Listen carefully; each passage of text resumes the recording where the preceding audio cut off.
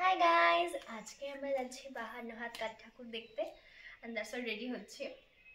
অনেক দিন ধরে শুরু হয়েছে পুজোটা, সেই মাঘ মাস সেই শুরু থেকে। আর আমরা আজকে যাব, কালকে যাব, আজকে যাব, কালকে যাব, ফাইনালি আজকে আমরা যাচ্ছি। রেডি হয়ে তোমাদের সঙ্গে দেখা হচ্ছে। তো আমি একদম পুরো রেডি, আর এটা হচ্ছে আমার ফাইনাল লুক।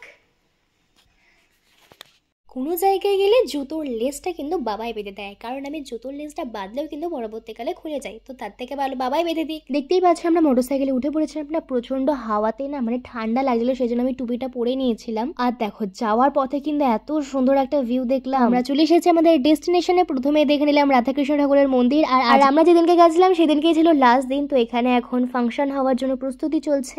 আর এখানে কিন্তু বিভিন্ন জায়গা থেকে বিভিন্ন সাধুরাও আসে।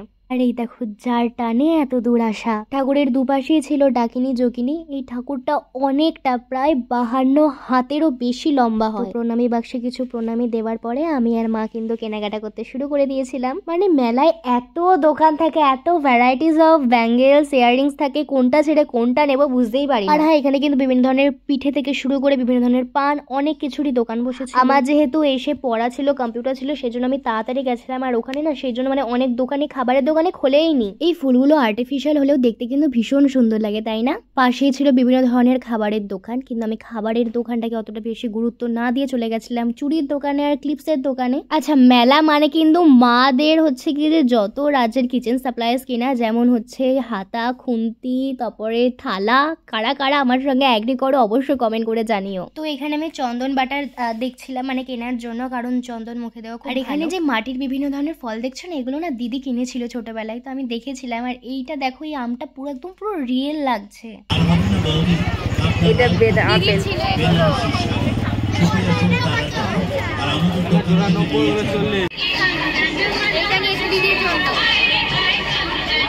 জানো তো, আমি নার্সারি থেকে যে স্কুলে পড়তাম, সেই স্কুলে প্রত্যেকবার স্পোর্টসে আমি ফার্স্ট হতাম। মানে আমি এতটাই ভালো ছিলাম খেলা। লাস্ট যেই বছর মানে আমি যখন 4-এ পড়তাম, তখন আমি প্রাইজ হিসেবে পেয়েছিলাম ওই স্টিলের ওরকমই দেখতে একটা থালা। তো দিদি বলেছিল যে বোন, এরকম আমার জন্য একটা কোথাও পেলে নিয়ে আসিস না। মেলায় দেখতে পেয়ে গেলাম আর ওর জন্য নিয়ে নিলাম। আই গেস ও অনেক খুশি হবে এটা দেখে।